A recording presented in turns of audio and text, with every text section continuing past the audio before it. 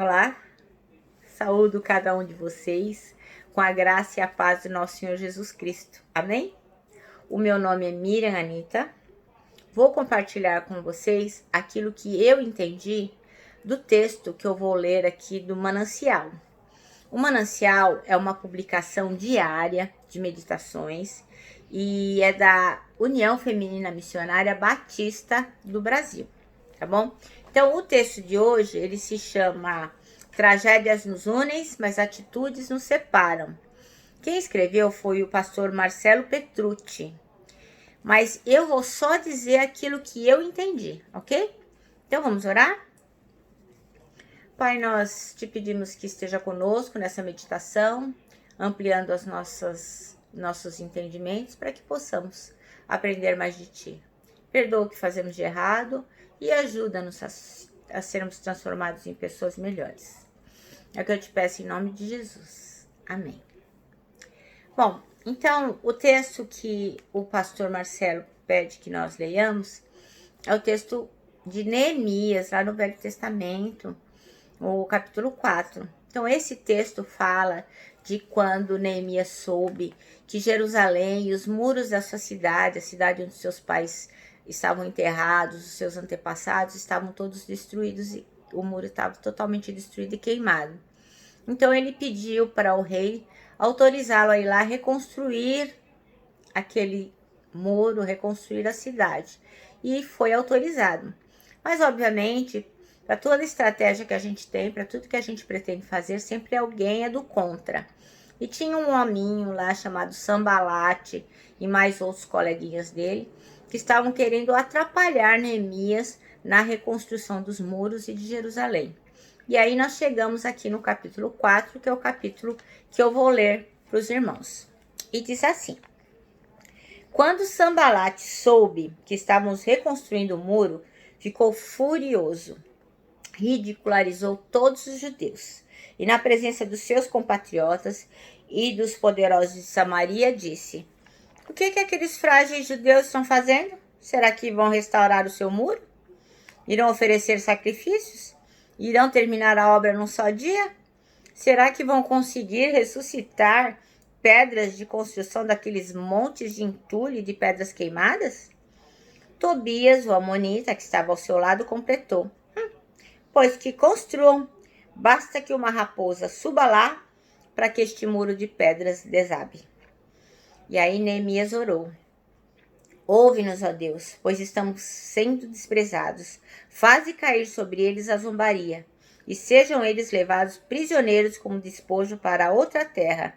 Não perdoes os seus pecados, nem apague as suas maldades, pois provocaram a tua ira diante dos construtores. Nesse meio tempo, fomos reconstruindo o muro, até que em toda a sua extensão chegamos à metade da sua altura, pois o povo estava totalmente dedicado ao trabalho. Quando, porém, Sambalate, Tobias, os árabes, os amonitas e os homens de Asdod souberam que os reparos no muro de Jerusalém tinham avançado e que as brechas estavam sendo fechadas, ficaram furiosos. Todos juntos planejaram atacar Jerusalém e causar confusão. Mas nós oramos ao nosso Deus e colocamos guardas de dia e de noite para proteger-nos deles. Enquanto isso, o povo de Judá começou a dizer: Os trabalhadores já não têm mais forças e ainda há muito entulho. Por nós mesmos não conseguiremos reconstruir o muro. E os nossos inimigos diziam: Antes que descubram qualquer coisa ou nos vejam, estaremos bem ali no meio deles. Vamos matá-los e acabar com o trabalho deles. Os judeus que moravam perto deles 10 vezes nos preveniram: Para onde quer que vocês se virarem, saibam que seremos atacados de todos os lados. Por isso, posicionei alguns do povo atrás dos pontos mais baixos do muro, nos lugares abertos, divididos por famílias, armados de espadas, lanças e arcos. Fiz uma rápida inspeção e imediatamente disse aos nobres, aos oficiais e ao restante do povo: Não tenham medo deles. Lembrem-se de que o Senhor é grande e temível, e lutem por seus irmãos, por seus filhos, por suas filhas, por suas mulheres e por suas casas. Quando os nossos inimigos descobrirem que saímos de tudo, que sabíamos de tudo e que Deus tinha frustrado a sua trama, todos nós voltamos para o muro, cada um para o seu trabalho. Daquele dia em diante, enquanto a metade dos meus homens fazia o trabalho, a outra metade permanecia armada de lanças, escudos, arcos e couraças. Os oficiais davam apoio a todo o povo de Judá que estava construindo o muro. Aqueles que transportavam o material faziam o trabalho com uma mão e com a outra seguravam a arma. E cada um dos construtores trazia na cintura uma espada enquanto trabalhava, e comigo ficava um homem pronto para tocar a trombeta. Então eu disse aos nobres, aos oficiais e ao restante do povo: a obra é grande e extensa, e estamos separados distantes uns dos outros ao longo do muro. Do lugar onde ouvirem o som da trombeta, juntem-se a nós ali. Nosso Deus lutará por nós. Dessa maneira, prosseguimos o trabalho com metade dos homens empunhando a espada, desde o raiar da alvorada até o cair da tarde. Naquela ocasião, eu também disse ao povo: cada um de vocês e o seu ajudante devem ficar à noite em Jerusalém, para que possam servir de guarda à noite e trabalhar durante o dia. Eu e os meus irmãos, os meus homens de confiança e os guardas que estavam comigo, nem tirávamos a roupa, e cada um permanecia de arma na mão. Amém? Bom, irmãos, então hoje o nosso texto vai falar sobre tragédias nos unem, mas atitudes nos separam. E os dois versículos que o pastor Marcelo escolheu foram os versículos 8 e 9. Então, capítulo 4, versículos 8 e 9. Ajuntaram-se todos de comum acordo para virem atacar Jerusalém e suscitar confusão ali. Porém, nós oramos ao nosso Deus e, como proteção, pusemos guarda contra eles de dia e de noite. Então, o pastor conta aqui que as tragédias nos faz com que a gente se lembre que a gente está sujeito a qualquer coisa, né? Nós não somos imunes a tragédias, mas sempre que existe uma tragédia, as pessoas se unem, como agora mesmo em tempos de pandemia, né? As pessoas cantam na janela, fazem lives, se unem arrumando cestas básicas, distribuindo para os menos favorecidos. Então as pessoas se unem na tragédia. Mas o que vai nos diferenciar dessa união, que vai nos separar, digamos assim, é a nossa atitude. É isso que vai nos diferenciar quando acontece uma tragédia, quando acontece uma coisa ruim. E a gente leu aqui no texto que o desafio lá era reconstruir Jerusalém. Então, Neemias, ele era o líder dessa construção. Então, ele começou a reedificar o muro estrategicamente. Ele pensou em estratégias para reedificar o muro. Então, ele viu o contexto geral e montou uma estratégia. Mas os inimigos que ele tinha estavam sempre fazendo ameaças. Então, ele parou o que ele estava fazendo e começou a lidar com a questão da ameaça, a fim de quê? De acabar com esse tipo de trabalho malvado que iria atrapalhar ou até impedir de a obra acontecer. Então, qual foi a gestão? Como é que foi que Neemias lidou com isso? Bom, ele fez uma série de estratégias, cada família ficou de frente da sua casa, cada um estava armado, mas ele, através dessa estratégia, ele nos ensina que a gente tem que parar e pensar para poder vencer esse tipo de dificuldade, porque não dá para fazer as coisas assim sem pensar. Então, o Neemias, ele sabia que ele tinha que tomar rapidamente uma decisão, porque ia acontecer uma guerra. O pessoal lá já estava se articulando para atacar os judeus, para prejudicá-los. Então, o que ele fez? Ele se antecedeu. Ele traçou um plano, um plano de ação, no qual todos os seus homens deveriam correr para junto dele, caso a trombeta fosse tocada. Então, todo mundo sabia que tinha que se unir num só ponto onde a trombeta fosse tocada, porque queria dizer que havia ataque. Então, o povo sabia em quem podia confiar. Não precisava ficar à espreita, porque Neemias era uma pessoa confiável, era um líder confiável. Então, tudo estava programado e decidido.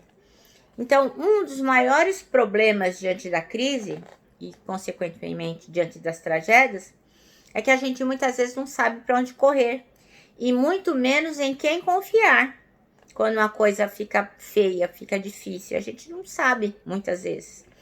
Então, qual é a maior dica que existe? A gente tem que administrar os nossos dias com a certeza que Deus tem um plano bom, um plano excelente para os dias maus. E Ele vai abençoar a nossa história. Não quer dizer que nós não vamos ter dificuldades, mas nós temos que crer que o Senhor está à frente de todas as coisas e Ele tem um plano para nós. Então, o maior plano que nós podemos ter para as nossas vidas, para as nossas dificuldades, para as nossas tragédias, é Jesus Cristo. Sempre, sempre confiar de que Ele está nas nossas vidas, dirigindo, orientando e sendo soberano de todas as coisas. Então, creia em Jesus e você vencerá, mesmo que morra, mesmo que as coisas não deem certo, mesmo que as coisas não aconteçam do jeito que você acredita que deveriam ser, você será um vencedor. Se você confiar em Jesus Cristo. Então, se você já aceitou Jesus como seu Salvador, então você tem que agora tê-lo como Senhor da sua vida. E se você não se decidiu ainda, se você acreditar, Jesus é Deus, mas Ele está lá e eu estou aqui e vamos vivendo, então você tem que declarar com a sua boca que confia, que acredita, que aceita o sacrifício dele na cruz.